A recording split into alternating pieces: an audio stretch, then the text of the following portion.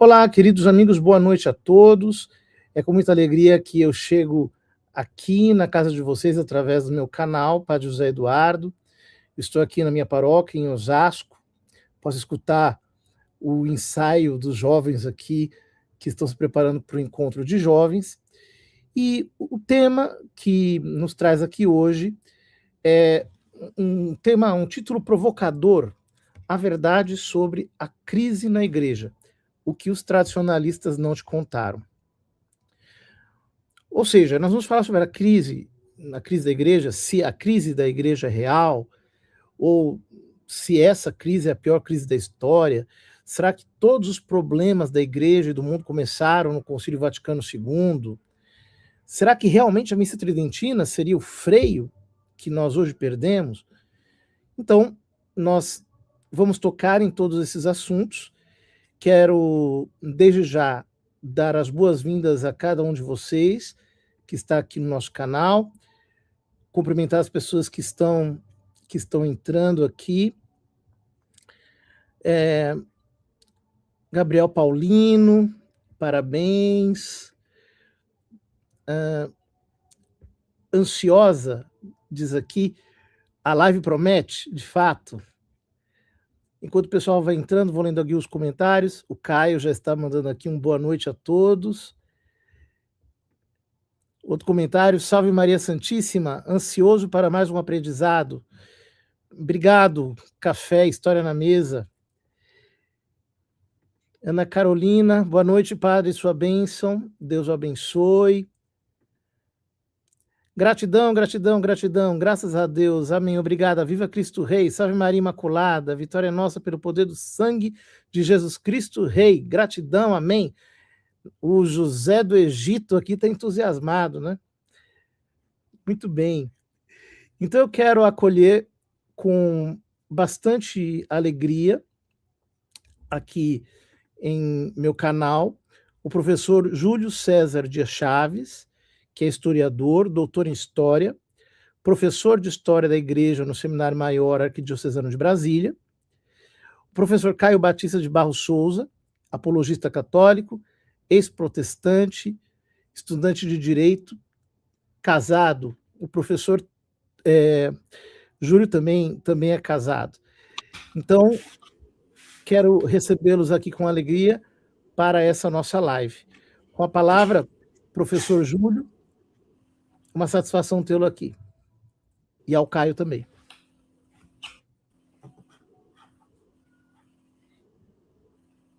Boa noite, muito obrigado pela oportunidade, muito obrigado, Padre José Eduardo, muito obrigado, Caio, por essa oportunidade de estar aqui com vocês essa noite.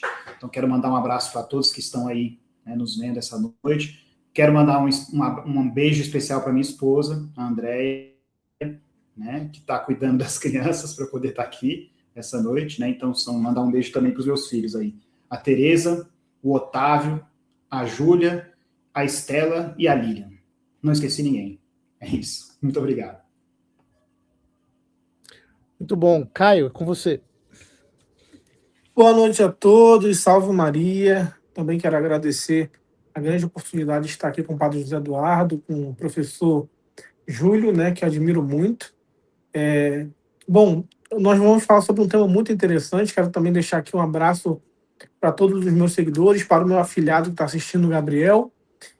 Também um beijo especial para minha esposa, que deve estar assistindo de casa. Na verdade, ela não está em casa, né? Está em viagem de trabalho. Deve estar assistindo também. E peço que vocês prestem muita atenção nessa live que nós vamos fazer, que é um tema importantíssimo. Já manda, já compartilha com todos. E não deixe de seguir cada um de nós aqui. O meu arroba, tanto do Instagram como do YouTube, é esse daqui que está aqui embaixo, tá? Muito bem, nós já vamos pedir para todas as pessoas que estão entrando aí na nossa live compartilharem.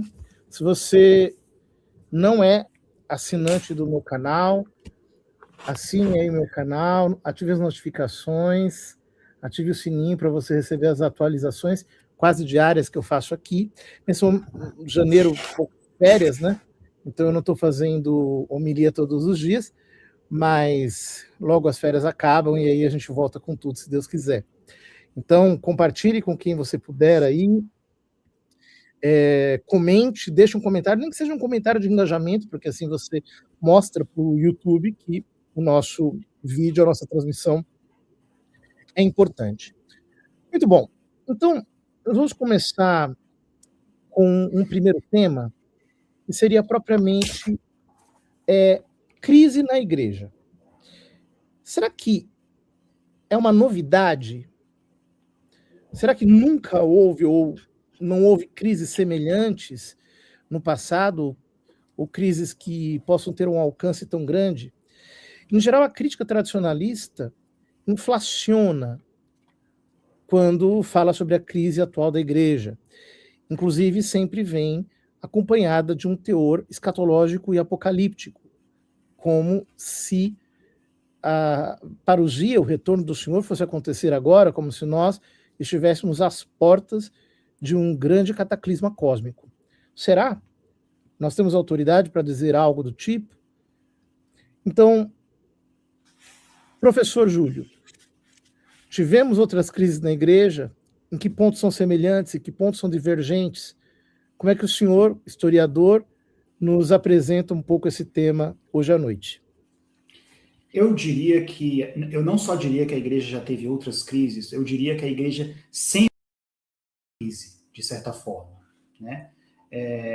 Cristo não nos disse que as coisas seriam fáceis.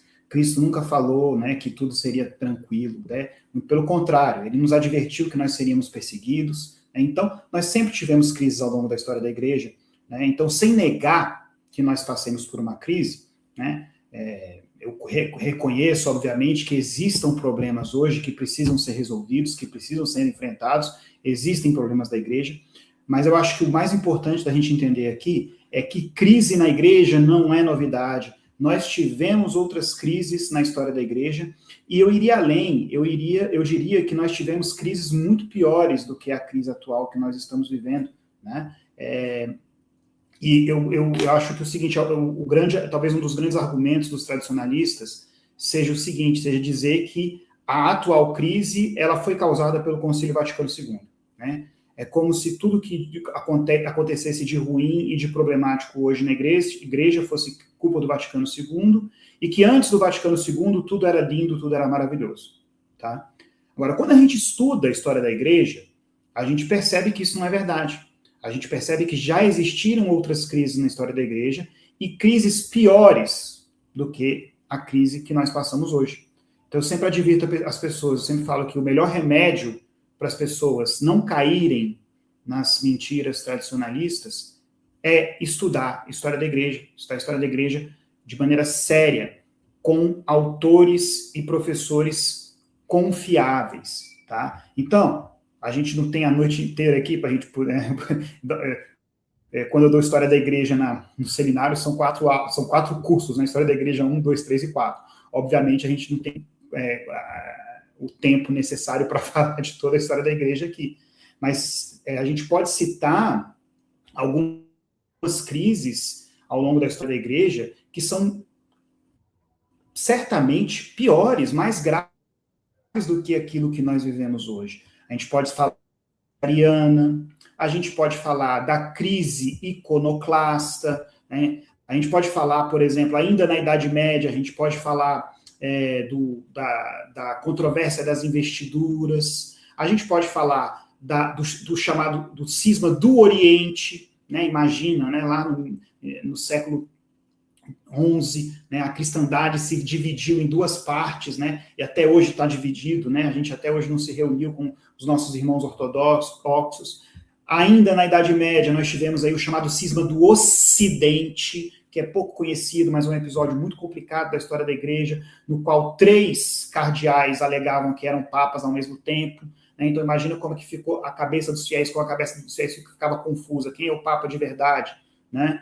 A gente teve o século XVI, que foi o século daquilo que a historiografia convencionou chamar de reforma protestante, né? Depois nós tivemos a Revolução Francesa, né? Nós tivemos toda a crise dos ismos do século XIX, marxismo, positivismo, o modernismo, né? Então, quando alguém estuda a história da igreja de verdade, a pessoa percebe que a igreja sempre passou por várias crises e que uma crise na história da igreja não é novidade, né? Porque Cristo nunca falou que ia ser fácil.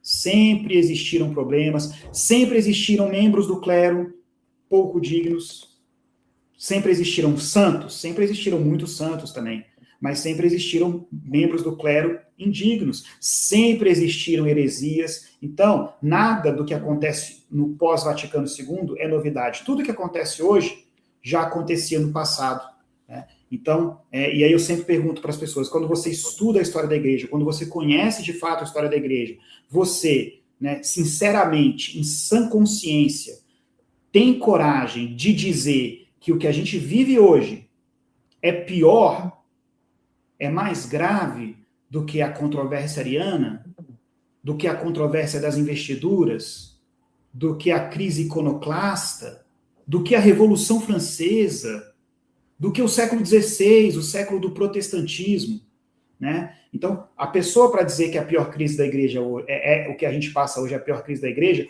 ou ela é desinformada, né? Ou ela não estudou a história da igreja, ou ela é desonesta intelectualmente. E se, na segunda opção, se ela for desonesta intelectualmente, como que a gente combate a desonestidade intelectual? Com informação. Então, seja qual for o caso, a gente vai resolver o problema como? Estudando a história da igreja de maneira correta, de maneira profunda, com professores confiáveis, com livros confiáveis, né? Então, seria mais ou menos isso que eu tenho para dizer, né? É até interessante, eu comentei com o Caio, né? Tem um dado interessante, né? Que entre 1296, né, a morte do Papa, do Papa São Celestino, e 1914, com a morte do Papa Pio X, ou seja, um intervalo de quase 700 anos, hein? A igreja só teve um Papa canonizado, Pio V. Então, olha só, no intervalo de cerca de 7 séculos, só um Papa foi canonizado. Então, para vocês verem como, né, olha, a igreja passou por períodos muito difíceis, né? Imagina, para um intervalo de 7 séculos, você só tem um Papa Santo, né? Uhum. Será que estava tudo tão maravilhoso assim? Né? Professor Júlio, eu acho que nessa questão são 2 fatores que me parece que são propositalmente ignorados. O primeiro é a causa da crise da igreja. Em que sentido? Nós temos diante de nós, nessa situação atual do século XX, século XXI, uma crise multifacetada e fatores multicausais. Ou seja, essa ideia de querer atribuir um problema tão complexo como o problema da civilização ocidental nos séculos, se nós quisermos, 19, 20, 21, especialmente no século 20 e 21, ao Concílio Vaticano II, é de um simplismo primário, porque, de fato, a civilização começou a entrar em colapso interno. Isso tem a ver com a mudança geopolítica do mundo, como foram se constituindo poderes e influenciadores políticos ao longo desses 2 últimos séculos, e como eles influenciam a sociedade através de fundações, através do capital, através de política comportamental e assim por diante. E um outro fator que também me parece muito importante e frequentemente negligenciado é que cada crise é única. O que eu quero dizer? A crise ariana foi um tipo de crise. Foi quando o poder político, de alguma maneira, influenciou parte da igreja, o imperador era ariano, semi-ariano, e estabeleceu-se uma grande confusão. De certo modo, a crise iconoclasta foi um decalque da divisão também imperial daquele tempo, entre Oriente e Ocidente, com influências islâmicas e assim por diante. A controvérsia das investiduras é um tipo de crise que foi muito sério. O século de Ferro foi um século horrível, de pecado público, né? No vértice da igreja.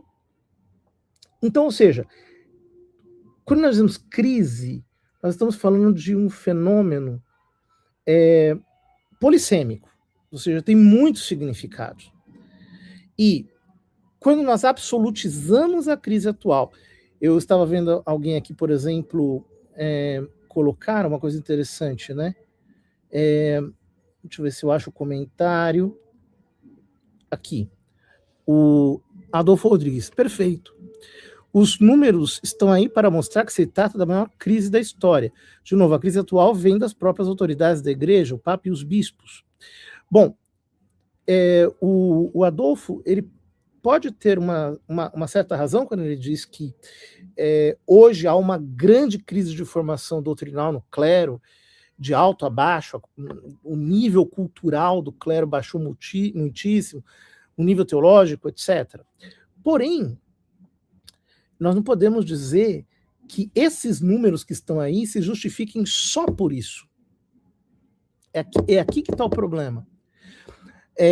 Hoje nós temos muitos fatores de depauperação espiritual que estão, digamos assim, reduzindo a civilização ocidental a uma estrutura meramente desaculturada, para dizer outra coisa, né? Então, eu acho que considerar esses dois fatores é muito importante. Quer comentar alguma coisa, Caio?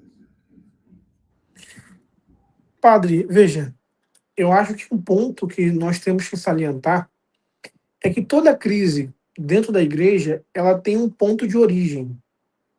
Toda ela, que é o pecado dos membros.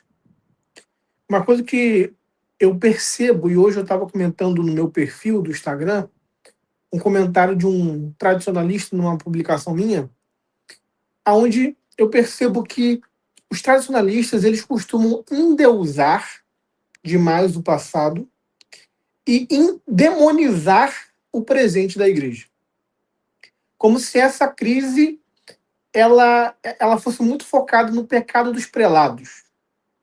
Ou seja, eu olho para a igreja e eu não consigo enxergar dentro da estrutura visível da igreja nada além dos pecados dos nossos prelados, dos bispos, dos padres. E, portanto, quando esse magistério, que é o colégio episcopal reunido com o Papa, se pronuncia sobre fé, a minha incapacidade de ter uma visão sobrenatural da igreja me leva a focar nos pecados dos homens, dos sacerdotes, do clero, ao invés de entender a autoridade revestida do Espírito Santo que a igreja tem de ensinar, independentemente da santidade pessoal do seu clero.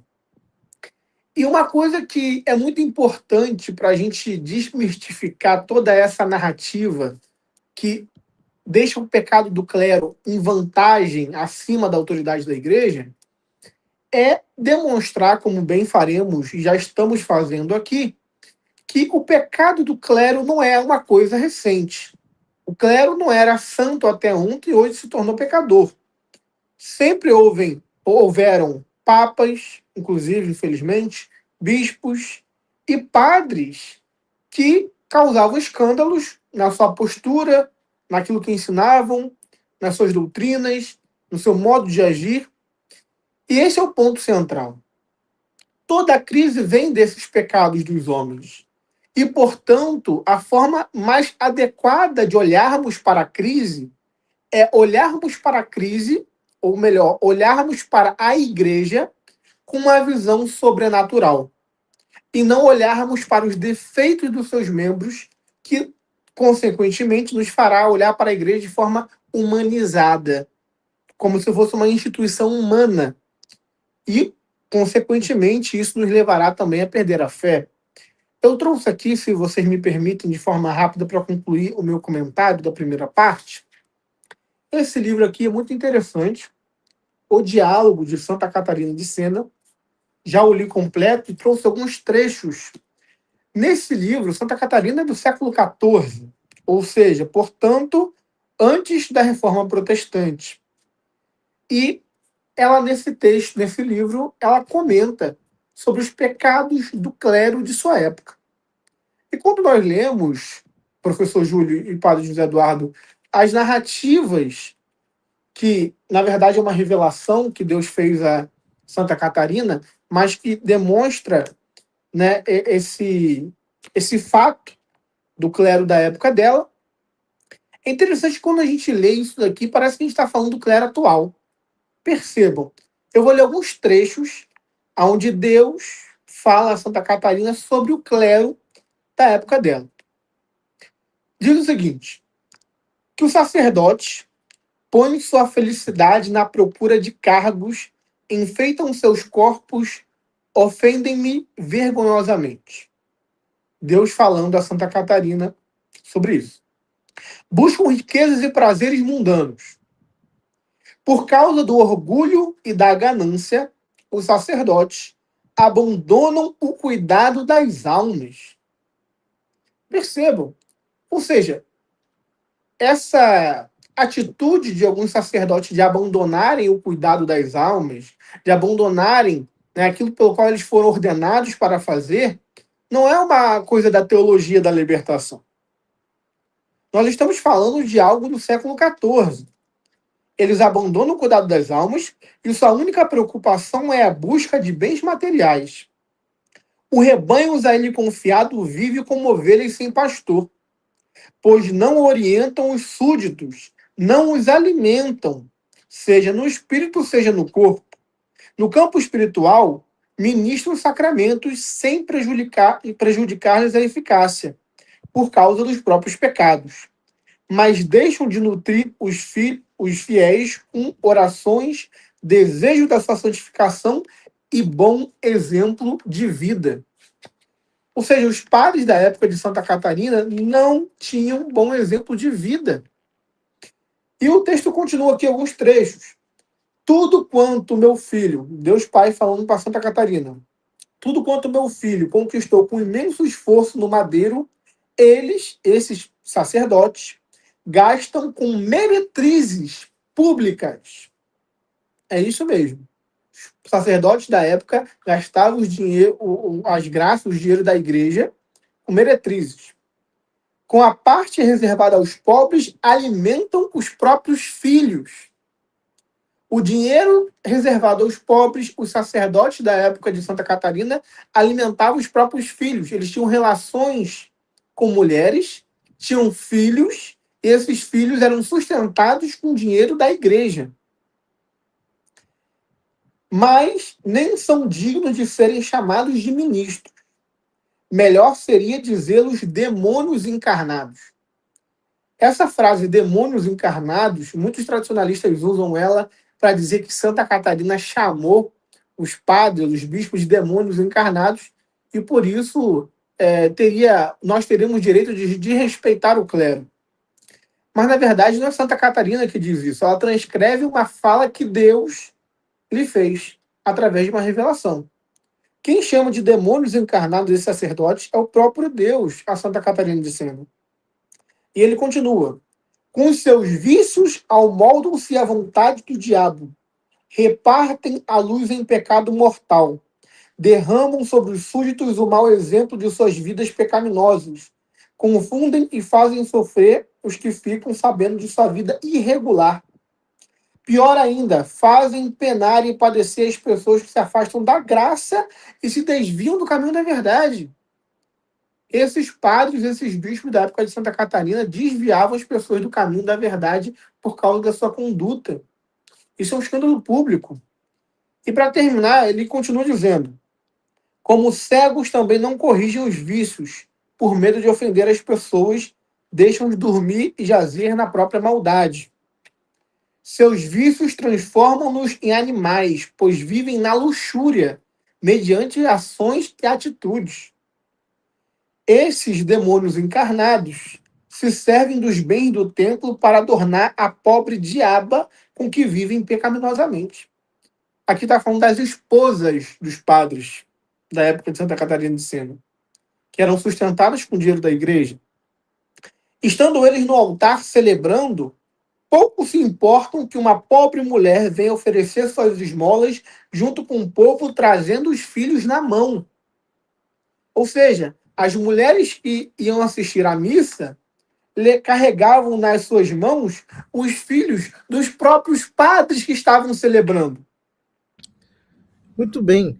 Eu acho que esses trechos são bastante eloquentes, Caio, e as pessoas, se quiserem, também podem depois pegar o diálogo de Santa Catarina de Sena. Ela diz coisas muito piores em diversas ocasiões.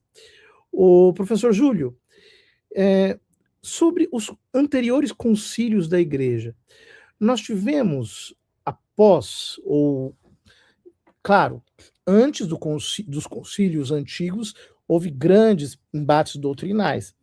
Mas, depois que as resoluções conciliares foram tomadas, lembrando que um concílio sempre é um ato do magistério extraordinário da Igreja, portanto solene, após os concílios, houve, digamos assim, uma certa crise na estrutura da Igreja e entre os fiéis? Sim, né? A resposta é sim. Aquilo que a gente presenciou, e de que certa forma a gente ainda presencia com o Concílio Vaticano II, o que alguns gostam de chamar de crise pós-conciliar, não é novidade na história da Igreja. Eu conversava isso hoje com alguns colegas, né? Nós temos inúmeros exemplos de concílios, né, que, digamos assim, que na tentativa de resolver um problema, acabaram criando situações cismáticas, tá? Digamos assim, agravaram uma crise, né?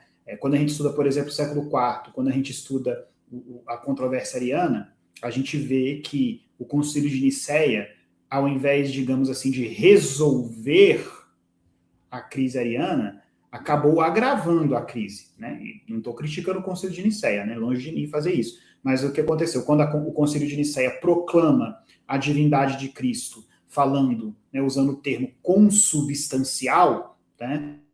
Mais tarde, ao longo do século IV, né, os chamados sene-arianos, eles vão discordar do termo consubstancial, né? Então a crise ariana se alonga, né, por todo o século IV. Não é que o Concílio de Nicéia resolveu a questão. Não, a questão continuou a ser uma controvérsia.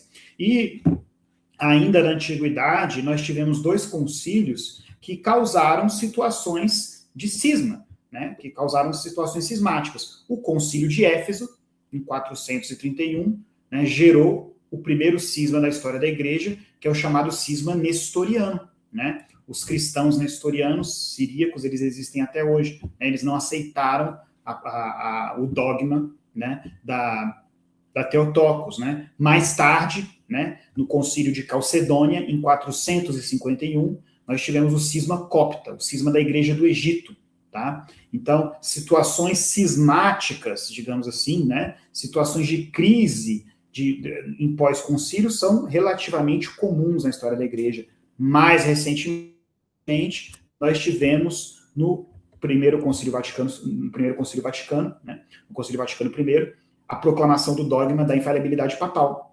Um grupo de sacerdotes, que foi liderado por um sacerdote alemão chamado Inácio Dolliger, não aceitou a proclamação do dogma da infalibilidade papal e se separou, né, também começou a viver numa situação análoga a um cisma, né, e eles se chamavam de velhos católicos, né? Então isso, o que a gente vê, né, no pós-Vaticano II, repito, não é uma novidade, não há nada de novo. É interessante a gente deixar claro aqui, né, eu sempre falo isso, que os tradicionalistas, eles são contra um concílio, assim como os cismáticos do passado, né? Então, quando os tradicionalistas eles negam o Concílio Vaticano II e se colocam numa situação de cisma, né? Eles estão fazendo o quê? Eles estão, digamos assim, se equiparando aos cismáticos do passado, a quem não aceitou o Concílio de Éfeso, a quem não aceitou o Concílio de Calcedônia, a quem não aceitou o Concílio Vaticano I, né? Então eles estão contra, né, um concílio, assim como os cismáticos do passado. Eu sempre gosto de falar isso, o Caio estava lá comigo na live sobre Santo Atanásio, que nós já fizemos. Se você não tiver visto, eu sugiro que você veja, está lá, né, no YouTube do Caio, e está no Instagram também, né? É algo que me incomoda profundamente, porque a minha especialidade é o Egito do século IV, essa imagem que os tradicionalistas tentam passar de Santo Atanásio, né? Mas veja bem, Santo Atanásio passou a vida dele inteirinha lutando a favor de um concílio, o Concílio de Nicéia, e não contra um concílio, né?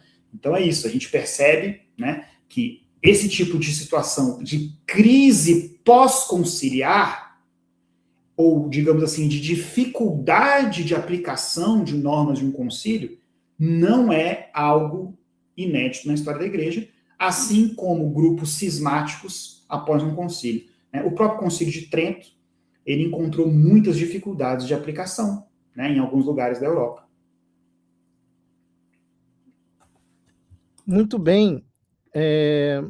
E eu acho uma coisa também digna de nota, né, é que fala-se tanto de Santo Atanásio nos nossos dias, mas não se percebe que Santo Atanásio atuou, em primeiro lugar, dentro da sua própria competência enquanto patriarca de Alexandria e, portanto, tinha jurisdição em todo o Egito. A sua remoção pelo imperador foi ilícita, o poder político não podia intervir na vida interna da igreja e, portanto, ele não agiu contra a unidade de regime que a igreja na época vivia ao seu modo, né, um modo mais sinodal do que hoje nessas questões.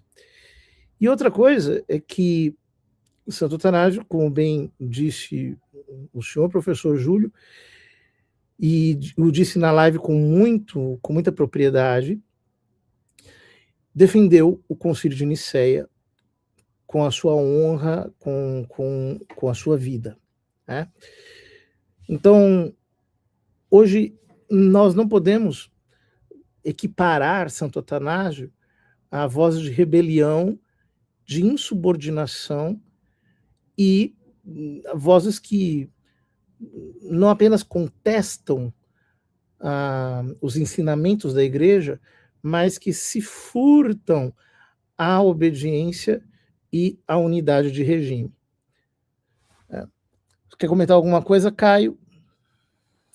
Sim, padre. Veja, eu acho importante a gente salientar e falar sobre uma argumentação muito comum no meio tradicionalista, porque quando a gente alega que vários concílios ecumênicos tiveram cismas, né, e os tradicionalistas fazem algo parecido hoje nos nossos dias com o Concílio Vaticano II, o argumento sempre que vai imperar nesses meios é aquela famosa frase de mas o concílio é pastoral, portanto, os papas não quiseram usar a sua autoridade e nós podemos desconsiderar o que foi dito no Concílio Vaticano II.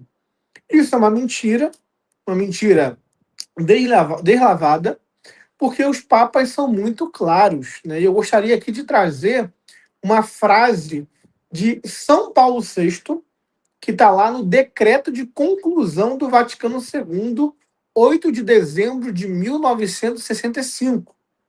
O nome do decreto é Em Espírito Santo. E vai dizer o seguinte, concluindo o Concílio Vaticano II, Paulo VI diz: mandamos também e ordenamos que tudo quanto for estabelecido conciliarmente seja observado santa e religiosamente por todos os fiéis, para a glória de Deus, honra da Santa Mãe Igreja, tranquilidade e paz de todos os homens. Veja, existe uma ordem expressa para que tudo seja tudo que foi estabelecido no Concílio Vaticano II seja observado santa e religiosamente por todos os fiéis. Isso nos deixa muito claro que o Concílio Vaticano II não é um concílio menor, equiparado aos outros concílios, um concílio de menor importância ou de menor autoridade só porque ele não declarou dogmas, né? Mas é um concílio que deve ser seguido fielmente em toda a sua extensão. Isso a mando do próprio Papa. Então cai-se aqui uma falácia desses ditos tradicionalistas que dizem que o Papa abriu mão da sua autoridade ao ensinar o Concílio Vaticano II como se ele não precisasse ser obedecido. Isso é fake.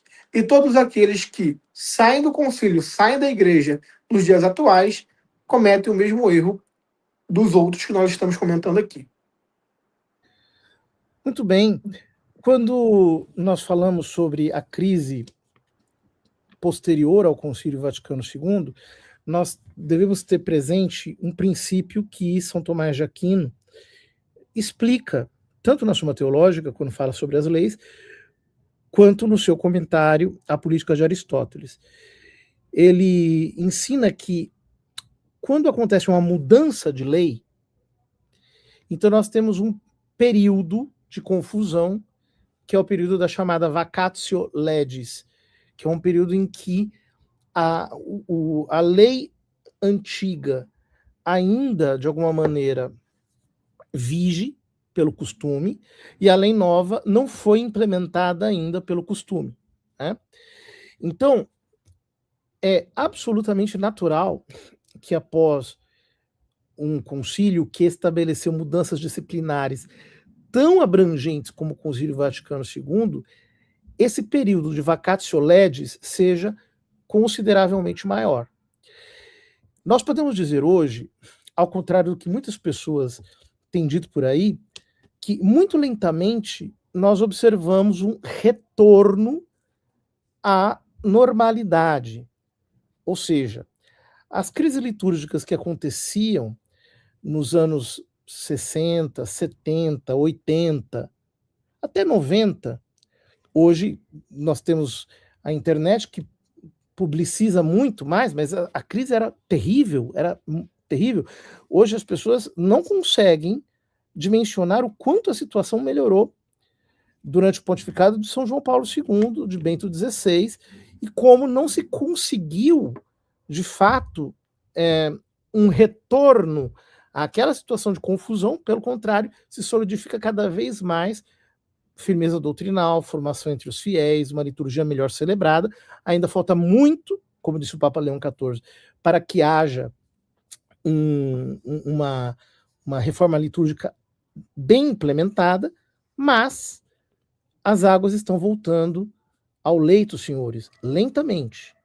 Não é do dia para a noite, é lentamente, muito lentamente, como a história se move, com vagar.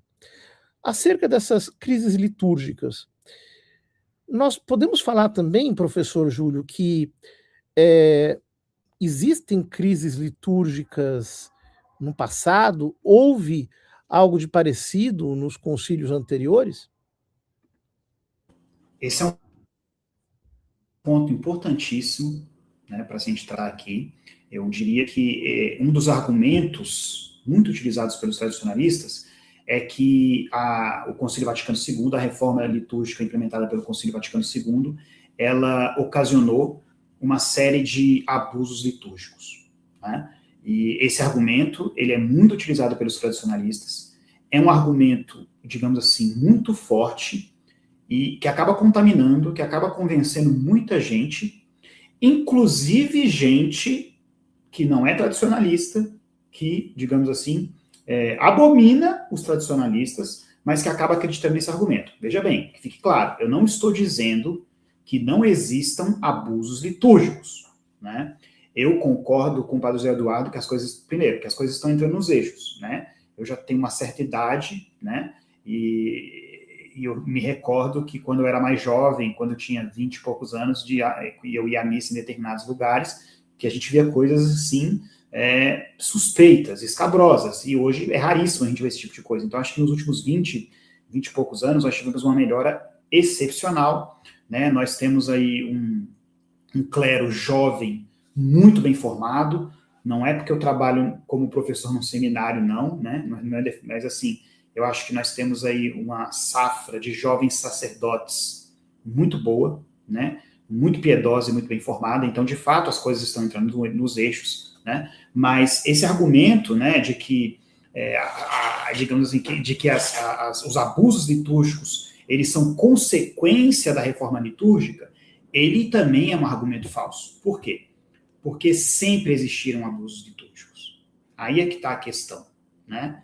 Repito, não estou negando, não estou dizendo que não existam abusos litúrgicos hoje, mas o que eu estou dizendo aqui é que existiam abusos litúrgicos antes do Concílio Vaticano II também.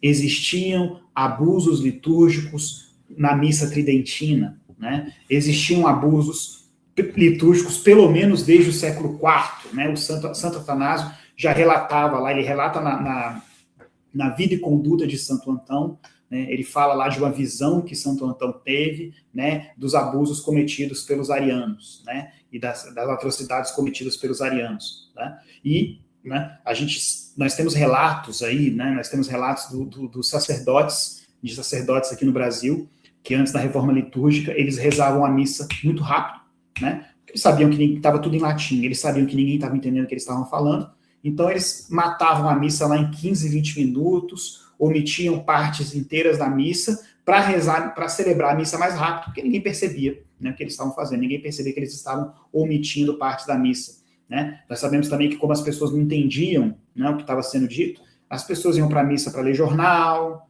para conversar, tinha gente que dormia, né? Então nós temos esse tipo de relato, né, que mostra que, enfim, o que a gente vê hoje nas nossas igrejas, nas nossas paróquias, não é uma novidade, tá? E nós tivemos uma grande controvérsia litúrgica que envolveu os jesuítas, tá? No período colonial, né? Então, muito antes do Concílio Vaticano II, né?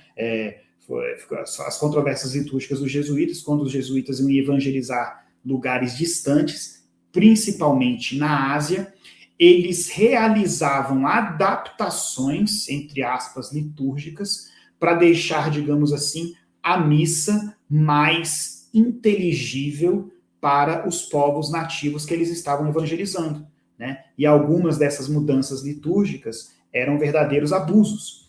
Tanto que quando os jesuítas mais tarde foram acusados, né, quando a ordem foi suprimida, né, pelo papado, essa foi uma das acusações feitas contra os jesuítas, né? Essa acusação dos abusos litúrgicos que eles cometiam, né, na Ásia, principalmente na Ásia. Então, repito, abuso litúrgico não é novidade na história da igreja, infelizmente, tá? Que fique claro que eu não estou falando aqui que abuso litúrgico é algo bom, não é algo deplorável, é algo que deve ser combatido, tá? É algo que deve ser combatido, tá? Mas o que eu quero que todos entendam aqui é que os abusos litúrgicos não são consequência do Concílio Vaticano II, os abusos litúrgicos não são consequências da reforma litúrgica e da missa nova. Sempre existiram abusos litúrgicos ao longo da história da igreja. Abusos de diversas naturezas, mas eles existiram, né? Eu citei apenas alguns exemplos aqui, mas poderíamos citar outros, tá? Quando leio, por exemplo, a vida de Santo Afonso Maria de Ligório, nas visitas pastorais, ele sempre colocava um altar na casa paroquial, mandava que se colocasse um altar na casa paroquial e fazia o padre celebrar uma missa na frente dele. E eram muito raros os padres que não cometiam graves erros na celebração da missa, e foram muitos que Santo Afonso teve que suspender por causa desses erros. Nos tratados de teologia moral pré-conciliares, repetiu-se um princípio dado por Santo Afonso, que quem celebrasse a missa em menos de 15 minutos cometia pecado mortal, com certeza.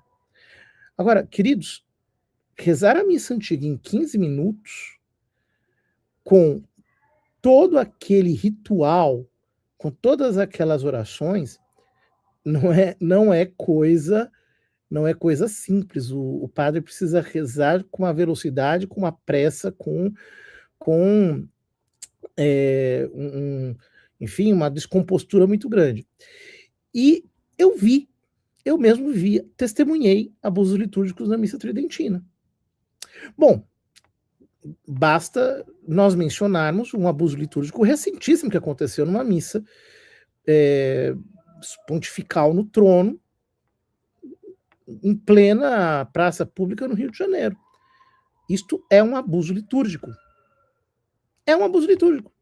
E um abuso litúrgico grave, porque equivale à usurpação do trono e da autoridade episcopal, e nenhum bispo sem jurisdição pode celebrar a missa no trono. Aí o pessoal fala assim, não, mas aqui não era um trono, era um faldistório. Primeiro que não era porque tinha encosto. Segundo que a missa no faldistório não é simplesmente você colocar um faldistório no lugar do trono, né? É um rito, é uma forma de celebrar a missa. Então, se essas pessoas que dizem prezar tanto pelo rito tridentino, tanto, cometem a olhos vistos de todos um abuso litúrgico tão escandaloso quanto esse, eu me pergunto, o que nós, com que autoridade eles podem recriminar com tanto furor contra a missa reformada, segundo as determinações do concílio. Às vezes, as pessoas elas não sabem o que elas estão falando. Por exemplo, imagine o seguinte, se a oração eucarística hoje fosse recitada em voz baixa pelos padres, vocês imaginam o que aconteceria? Nós teremos orações eucarísticas ditas em menos de 3 minutos, queridos. Então, quando hoje a igreja diz, olha, é bom que o povo escute o cânon, é bom que a oração eucarística seja dita em voz alta, inclusive a celebração de frente para o povo, que eu também preferiria que fosse versus Deum. Mas é inegável que, sendo observado pelos fiéis, o sacerdote precisa manter uma certa compostura. Ele não pode simplesmente celebrar fazendo, por exemplo, uma expressão de pressa, uma expressão de pânico. Enfim, é para dizer que no nosso tempo, nos nossos dias, há uma razão para que as coisas sejam tais como elas são. Caio, você quer comentar alguma coisa? Sim, padre, puxando um gancho no que o senhor falou, muito interessante esse comentário sobre a questão do novo rito, colocar a oração eucarística em voz alta. Existe uma coisa muito interessante no próprio livro de Santa Catarina de Sena, onde ela relata que os padres invalidavam as santas missas porque eles cometiam um pecado mortal na noite anterior e tinham medo de celebrar a missa em pecado mortal. O que eles faziam? Aproveitavam-se de que a missa era recitada em voz baixa, não recitavam as palavras da consagração, invalidando a Santa Missa por causa do peso da sua consciência estar em pecado, fazendo assim que as pessoas cometessem idolatria material, né? Claro que não tinham intenção, mas materialmente cometiam idolatria, ao adorar um pão ao invés de Cristo e não receber a Sagrada Comunhão, né? E nós tivemos um relato também, aqui no Brasil, quem quiser me chama no Instagram que eu mando o link da matéria diretamente para vocês, tá? O Folha de Pernambuco, né? O historiador Flávio Cabral, ele relata que em 1824, veja, século XIX, 1824, um grupo de padres liberais e maçônicos trocaram os elementos da Santa Missa, pão e vinho, trocaram por tapioca e por cachaça. Isso na missa tridentina. Veja, nós falamos de abusos litúrgicos aqui, de rezar a missa em 15 minutos, que já é algo gravíssimo. Mas, senhores, senhoras, percebam, trocar os elementos da missa por tapioca e cachaça é uma blasfêmia, é um escárnio público. Isso aconteceu no século XIX aqui no Brasil.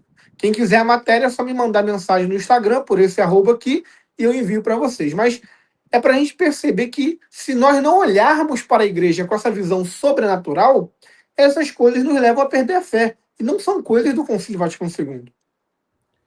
Exatamente, eu queria aqui colocar um comentário muito interessante. Ele diz missa do churrasco, missa do palhaço, missa do rock, etc. Infelizmente, não se trata da missa nova, o fato de se ter a consagração. Mal comparando, a missa negra também tem a consagração. Por que eu achei esse comentário interessante? Há relatos no século XVI de pessoas que faziam churrasco na porta da igreja. Como o povo não entendia, né, o rito da missa acontecia em voz baixa, só o coroinha respondia. Então, as pessoas iam para a igreja literalmente para conversar, muitas vezes. Há abuso de tipo tiros para o alto, canções profanas sendo cantadas durante a celebração da missa. Em alguns países, especialmente na Europa, muitas vezes, durante a missa acontecia um sermão. Então, o padre estava celebrando a missa no altar-mor, e um outro padre estava proferindo o sermão. Na hora da consagração, todos paravam, assistiam a consagração, passou a consagração, o sermão continuava.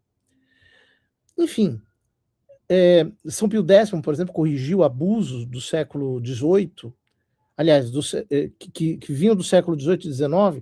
Em muitas igrejas havia tais apresentações artísticas durante a missa, que aquilo parecia mais um concerto. A missa entrava como uma espécie de acessório de um concerto.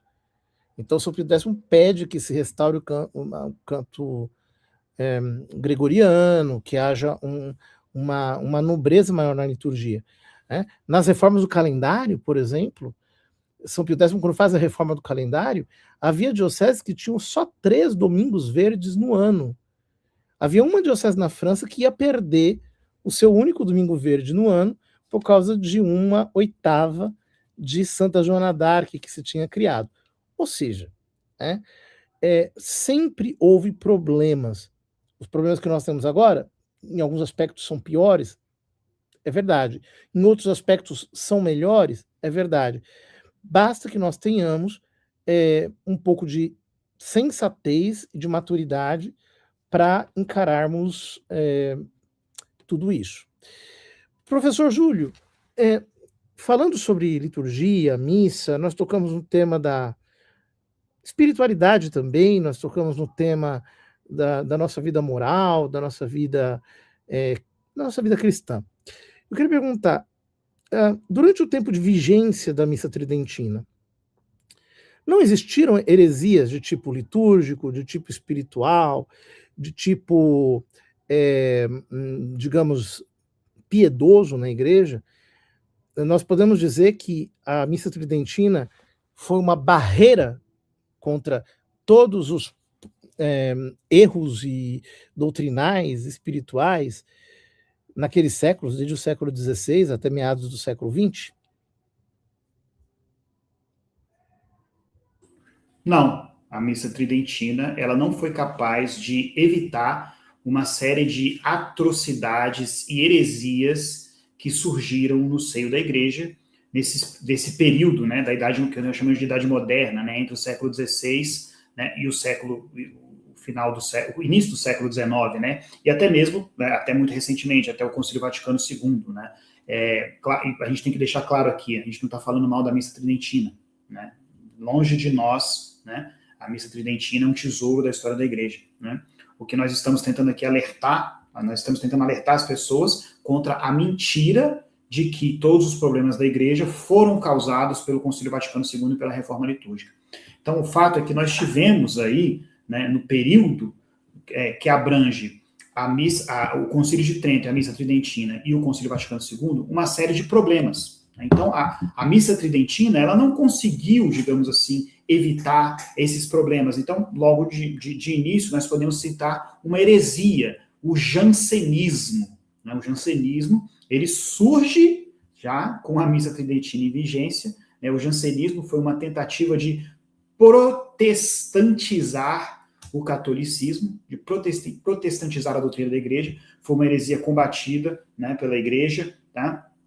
E tantas outras atrocidades, tantos outros problemas que aconteceram na história da igreja nesse intervalo de tempo. A missa tridentina não conseguiu evitar isso, né? A missa tridentina não conseguiu evitar a Revolução Francesa, que é um dos episódios mais dramáticos da história do cristianismo, da história da igreja. A missa tridentina não conseguiu evitar todas as atrocidades do século XIX, ela não conseguiu evitar a laicização da Europa ao longo do século XIX. Na verdade, né, o padre José Eduardo citou muito bem no início da live essa questão da descristianização da civilização ocidental. Isso é um processo que não começa com o Concílio Vaticano II, gente. Isso é um processo que começa com a Revolução Francesa e que vai se concretizando ao longo do século XIX. Né? A missa tridentina, ela não evitou, então, a laicização, a secularização da sociedade europeia. A missa tridentina, ela não evitou o surgimento do marxismo, ela não evitou a Revolução Russa, ela não evitou as 2 guerras mundiais, tá? Então, né, a missa tridentina não evitou o modernismo. O modernismo, né, os tradicionalistas gostam tanto de falar do modernismo, né? Mas o modernismo ele não surge com o Vaticano II. O modernismo surge no século XIX, né? Muito antes do Vaticano II, muito antes da Reforma Litúrgica. Tá? Então, são todas atrocidades que aconteceram nesse período de vigência da missa tridentina, né? Entre o Concílio de Trento e entre o Concílio Vaticano II. Não tem como a gente colocar a culpa do Concílio Vaticano, dessas coisas no Concílio Vaticano II, são coisas anteriores ao Concílio Vaticano II. Então, isso é para mostrar para vocês que o pecado, as heresias, as atrocidades, elas sempre existiram, independentemente de liturgia, independentemente de reforma litúrgica, né? Então é isso, né? Mais uma falácia, né? A gente tentar dizer que a missa tridentina seria o remédio para tudo, né? Tá? De fato, um absurdo a absolutização de um rito litúrgico, ainda mais colocado em antítese aos demais ritos, né? Isso nunca aconteceu na Igreja Católica. A Igreja Católica sempre foi plurirritual. E não existem, por exemplo, nos tratados de sacramentária, comparações entre os ritos para desmerecer um rito em benefício de outro. Quando nós lemos, por exemplo, os manuais de teologia moral, ou mesmo os manuais de sacramentária antigos, e se fala da liturgia, por exemplo, dos gregos, sempre se fala para legitimar aquilo que eles fazem, imemorialmente, né? Então, por exemplo, quando se fala do sacramento da crisma, nos manuais de teologia moral, eles dizem, olha, no Oriente se faz assim e a crisma é válida. Quando, por exemplo, o Papa São Paulo VI renova o rito da confirmação, ele faz uso de um sacramentário muito anterior ao sacramentário do século XI, que até então vigia na Igreja Latina, o sacramentário do século IV, oriental. Ora, com que autoridade essas pessoas que têm 10 crismas na cabeça vêm para, por exemplo, questionar a legitimidade do rito da confirmação, que é mais tradicional, inclusive, na forma com que nós celebramos hoje? A ignorância é que cria esses falsos dilemas, que não se sustentam diante de uma simples análise da realidade. Nós temos na igreja não apenas a garantia da assistência divina, mas também nós sabemos que os ritos litúrgicos não são intocáveis, podem ser alterados pela autoridade da igreja, como bem lhe parecer. Às vezes isso acontece de maneira mais orgânica, às vezes menos orgânica. O fato é que a única condicionante para o poder supremo do Romano Pontífice é, de fato, a lei divina e a constituição divina da igreja. Tudo mais depende, sim, da autoridade do Romano Pontífice, e ele pode fazer como lhe parecer melhor. É importante nós entendermos isso, porque frequentemente se usa o argumento, por exemplo, de que durante o processo de desenvolvimento da reforma litúrgica foram consultados ou estiveram presentes observadores protestantes sem direito a voto, ou que tal ou qual membro teria sido, coisa que até hoje não se provou, integrante de sociedades secretas, etc. Nós católicos, nós nos importamos com uma coisa: o ato de aprovação papal. Quando o Papa, no ato de aprovação, entrega para a Igreja um rito da Santa Missa e dos demais sacramentos, e nós dizemos que esse rito é inválido ou que esse rito, de alguma maneira, é heretizante, nós estamos cometendo um grave erro. Porque, de fato, o Papa, ao fazer um ato tão solene quanto o de entregar os ritos litúrgicos da missa e dos sacramentos para a Igreja inteira, ele é assistido pela graça do Espírito Santo. Será que existe coisa mais importante do que a Santa Missa na Igreja? E quando o Papa vai entregar o rito da missa para a Igreja, ele, se é o Papa real, se ele é Papa válido, como nós acreditamos, ele, na entrega desse rito, ele não é assistido pelo Espírito Santo, na aprovação, no ato de aprovação, mas é evidente, ele tem que ser, ou ele não é Papa. Então, nós precisamos ter muita clareza quanto a isso. Há uma mentalidade revolucionária que faz com que os fiéis leigos, eles às vezes queiram se erigir em autoridades e fica todo mundo querendo meter o bedelho naquilo que não lhe compete. A liturgia só pode ser disciplinada pela Santa Sé Apostólica. Ponto final.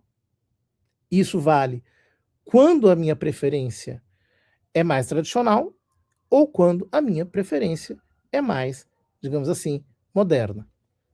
Caio, quer comentar alguma coisa? Sim, padre, veja, puxando um gancho do que o senhor falou, é interessante a gente observar também um ponto que, se a gente for analisar somente a promulgação da Missa Nova, ela não foi promulgada e aceita só por um Papa, mas já foram 6 pontificados, desde Paulo VI. E se a gente for analisar o Concílio Vaticano II, já são 7, desde João 23. E, portanto, não é um concílio que ficou perdido por aí, foi aprovado e depois esquecido, mas um concílio que foi retificado por 7 papas, uma missa que é celebrada e retificada por 6 papas. É a história da Igreja sendo muito bem sustentada por 6 pontificados. Veja, quando falamos de missa, o padre me corrija se eu estiver errado, a missa ela pode ser dividida em 2 partes básicas. O rito, que é a parte externa, e esse, portanto, pode ser mudado conforme o próprio Concílio de Trento diz, conforme a necessidade, a época e o bem dos fiéis. O Concílio de Trento deixa isso bem claro. O rito pode ser mudado, porém tem a outra parte que é a substância da missa. Ela é uma única. Por isso que quando falamos de missa, não existe, claro, a gente usa um termo técnico, né? Mas é um termo falho, não existe missa nova, missa antiga, né? Existe missa, uma única missa. Existe rito novo e rito antigo. Mas a missa, que é a essência, é a substância daquele rito ali, que está sendo celebrado, que é o corpo e sangue de Cristo, ela é uma só, desde a Quinta-feira Santa. Os ritos vão mudando. O próprio nosso Senhor Jesus Cristo rezou a missa em aramaico.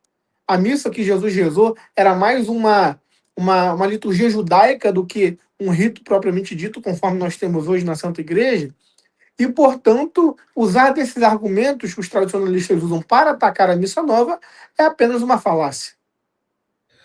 Eu queria apenas sobre isso também dizer o seguinte, que aqui nós não estamos exprobando a missa tridentina, nós não estamos condenando a missa tradicional, pelo contrário, nós 3 aqui amamos a missa tradicional, eu, quando posso, a celebro com muita devoção, celebro as 2 missas com igual devoção.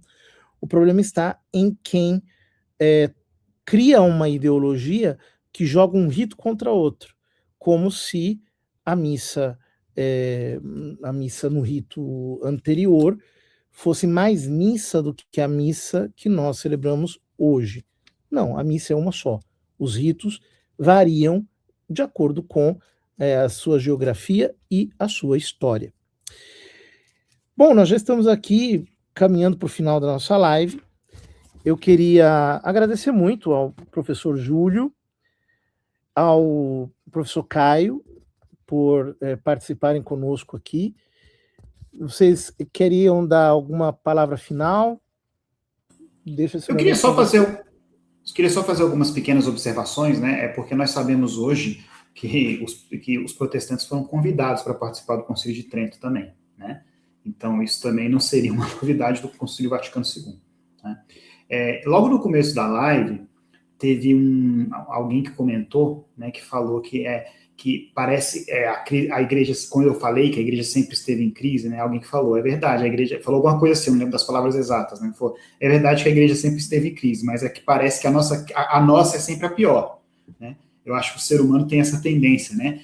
O meu sofrimento é sempre mais sofrimento do que o sofrimento do meu vizinho, né? Então a gente talvez falte de fato essa perspectiva histórica para a gente entender que o que a gente está passando não é necessariamente mais difícil e mais sofrido do que aquilo que os outros passaram, né? Que os outros antes de nós passaram, né? Por isso que eu insisto na importância de se conhecer história da igreja. Não é querendo vender meu peixe, não é porque eu sou um professor de história da igreja, mas eu acho que é fundamental que nós conheçamos a história da igreja, né, da maneira correta, exatamente para a gente estar vacinado contra isso, né? E eu queria terminar, na verdade, né, nós falamos aqui de crise, nós falamos de abusos litúrgicos, né, mas eu queria terminar isso aqui de uma maneira positiva, né, de uma maneira otimista, né? Eu acho, de fato, que as coisas estão melhorando, né? Eu percebo que nós temos aí uma nova geração de sacerdotes muito boa que está vindo por aí. Eu acredito particularmente que o Brasil está passando por um renascimento católico, tá?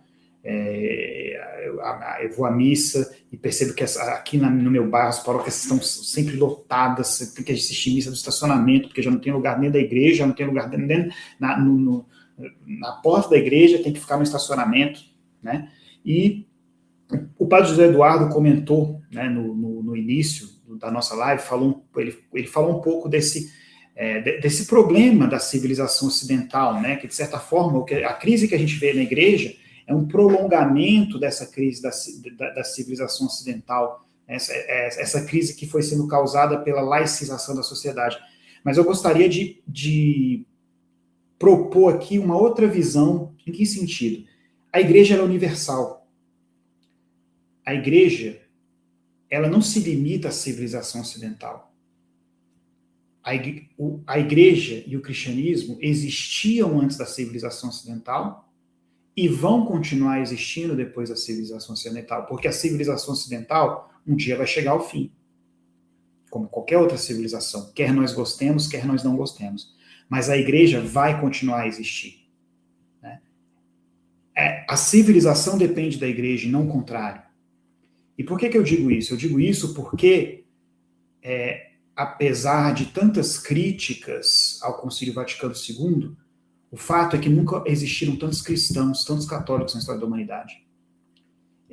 Mas a Europa, mas o cristianismo não é europeu, o cristianismo é oriental, é universal. E hoje, as taxas de crescimento do catolicismo, elas são maiores, segundo os dados do Anuário Pontifício, elas são maiores do que as taxas de crescimento da população mundial. E esse crescimento é puxado principalmente pelo aumento de cristãos na Ásia e na África. Então, independentemente da crise da civilização ocidental, o cristianismo, a igreja continuam crescendo. Então, a gente tem que ter um olhar positivo, um olhar otimista, né, mar adentro, porque a igreja está crescendo, o cristianismo está crescendo, né, e está crescendo com o Vaticano II, né, gente? O mundo nunca foi tão cristão. O mundo pós-Concílio Vaticano II, o mundo da Missa Nova, é o mundo mais cristão, mais católico com o maior número de batizados de toda a história. Tá? Então, e no caso específico do Brasil, esse é um dado que eu até comentei com o Caio outro dia, né? O número de vocações sacerdotais no Brasil está crescendo. Nunca na história do Brasil nós tivemos tantos sacerdotes como hoje. Né? É difícil acreditar, parece que não. O senso comum leva a gente a pensar que não, né? Tem menos padre hoje do que antigamente, mas não. Os números mostram, eu não estou falando só de números absolutos, eu estou falando de números proporcionais. Nunca existiram tantos sacerdotes no Brasil quanto hoje. Tá? Então a gente tem que se alegrar com isso, a gente tem que dar graças a Deus por isso, e a gente tem que bater no peito e falar, vamos, né? Deus espera muito de nós, né? Mar adentro. Nós vivemos uma época na história da igreja de protagonismo dos leigos, né? Então, quem poderia imaginar, há 100 anos atrás, 2 leigos discutindo um assunto como esse com um sacerdote? Seria algo imaginável, né? Quem poderia... Eu, um leigo, dou aula num seminário, eu sou responsável pela formação dos futuros sacerdotes de Brasília. Quem poderia imaginar um leigo formando sacerdotes há 100 anos atrás? Então, nós vivemos uma época de protagonismo dos leigos na história da igreja. Agora, esse protagonismo ele tem que ser feito da maneira correta. Sempre com espírito de obediência ao clero, aos sacerdotes, ao Papa, aos bispos em comunhão com o Papa. Nós vamos ser protagonistas, nós vamos ajudar de maneira decisiva na evangelização, mas sempre com espírito de obediência, sempre obedecendo à hierarquia, né? Vamos ser protagonistas, sim, com a graça de Deus, mas sempre, né, com espírito de obediência. Era assim que eu queria terminar isso, né? Com uma mensagem positiva, uma mensagem otimista para todos vocês que estão nos, né, que estão nos vendo ao vivo, que vão nos ver depois. Mar adentro. Deus espera muito de nós, muito mesmo, né? Mas isso, sempre com espírito de obediência ao clero, aos bispos e ao Santo Padre. Era assim que eu gostaria de terminar. Sobre isso, eu quero dizer o seguinte, olha, temos problemas. Teve uma pessoa que colocou aqui agora há pouco, ou seja, está tudo lindo. Não é verdade. Nunca esteve tudo lindo. Né? Nós estamos num mundo imperfeito, cheio de problemas. Às vezes eles são maiores, às vezes eles são piores. Porém, quando eu vejo como as pessoas hoje acompanham a liturgia da igreja, a liturgia diária, que compram subsídios litúrgicos, têm contato vivo com a Sagrada Escritura, as paróquias, em muitos lugares, estão cheias, especialmente onde a liturgia é bem celebrada. Os sacerdotes que abandonaram as suas dioceses para fazer apostolados independentes tradicionalistas, na sua maior parte, deixaram de atender centenas de pessoas para atender dezenas de pessoas. Não é o contrário. Ou seja, a igreja é muito maior do que a crise que cada tempo traz consigo. Né? Caio, você quer dar uma palavra final? Sim, padre. Eu gostaria de dizer, antes de tudo, um conselho fraterno para todos os que estão nos assistindo. Eu sei que tem muito tradicionalista nos assistindo. Eu estou vendo aqui nos comentários que parece jogo de futebol, né? Um time A, um time B e todo mundo se mordendo. Muitas ofensas feitas a mim, ao senhor, padre e ao professor Júlio. Isso não é nem um pouco católico. Antes de tudo, se vocês que estão nos assistindo, seja tradicionalista, seja continuista, enfim, independentemente do rótulo, se você é católico, abra o coração e tire esse rancor, esse ódio, essa mágoa, que a gente até entende quando a gente vê um abuso litúrgico, quando a gente vê a crise na igreja, a gente fica revoltado, né? Mas não deposite isso em nós. Desamarre-se, né? Abre o coração para ouvir o outro lado. Eu gostaria de fazer uma proposta, né, para vocês, para olharem a igreja também pelo lado positivo. essa ânsia de olhar sempre o lado negativo das coisas, é o que todas as heresias e cismas ao longo da história da igreja fez, em cada um na sua época. Eu quero fazer uma proposta aqui para todos os tradicionalistas e todos os que estão nos assistindo, todos sem exceção. Vocês querem, de fato, saber o que é a posição, o que deve ser a posição do fiel diante do magistério do Papa? Me mande uma mensagem no privado, lá no Instagram, e eu vou mandar para vocês um documento, não é de Francisco, não é de Bento XVI, não é de João Paulo II, nem de Leão XIV.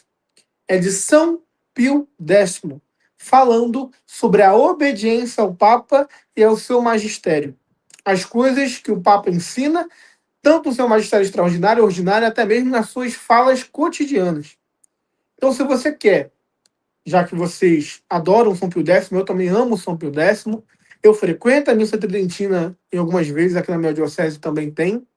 Eu quero deixar para vocês uma fala de São Pio X. Mande para mim a mensagem lá no Instagram, abra o seu coração para ouvir o outro lado. Deixe dessa rixa, dessa briga, dessa discórdia e vamos ser católicos de verdade. Olha, uma coisa impressionante, e com isso eu queria terminar, basicamente, é que desde que começaram as evoluções, todo o discurso que eu chamaria restauracionista, talvez, ou todo o discurso dessa matriz, né, que diz, não, nós temos que voltar ao passado e